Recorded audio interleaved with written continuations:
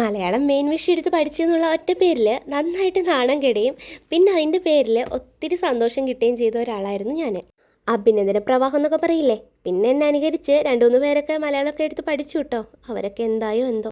അങ്ങനെ ഇരിക്കെ BEdനും PGക്കും ഞാൻ അഡ്മിഷൻ എടുക്കാൻ വേണ്ടി കൊടുത്തു. ഡിഗ്രി കഴിഞ്ഞിട്ട് ഇനി എന്തെന്ന് ചോദിച്ചാൽ എനിക്ക് PG ആയിരുന്നു ഒന്നുകൂടെ ഇഷ്ടം. പക്ഷെ BEdനും കൂടെ കൊടുത്തു. നമുക്ക് സീറ്റ് കിട്ടലൊക്കെ അന്ന് കുറവല്ലേ. അങ്ങനെ BEdന് എനിക്ക് കിട്ടി എന്നുള്ളതാണ്. റാങ്ക് ലിസ്റ്റ് ഇട്ട സമയത്ത് ഞാൻ ഏറ്റവും താഴെയായിരുന്നെങ്കിലും പിന്നീട് അവർ വിളിച്ചിട്ട് സ്നേഹ അഡ്മിഷൻ വന്ന് എടുക്കൂ എന്നൊക്കെ പറഞ്ഞ് ഞാൻ പോയി അഡ്മിഷനൊക്കെ എടുത്തു. പേയ്മെൻ്റ് എല്ലാം ചെയ്തിട്ടാണ് എന്നെ ഗുരുവായൂരപ്പൻ കോളേജിൽ നിന്ന് വിളിക്കുന്നത്, മലയാളം MAക്ക് വന്ന് ജോയിൻ ചെയ്യാൻ പറഞ്ഞിട്ട്. പക്ഷെ അപ്പോഴത്തേക്ക് നമ്മൾ അടച്ച ഫീസും നമുക്ക് തിരിച്ചു തരില്ല എന്നറിഞ്ഞപ്പോൾ ആകെ സങ്കടമായി. എനിക്ക് വിഷമമായി. എൻ്റെ ഫസ്റ്റ് ക്ലാസ് തന്നെ ഗ്രോത്ത് ആൻഡ് ഡെവലപ്മെൻ്റ് ആയിരുന്നു, അതും സൈക്കോളജി.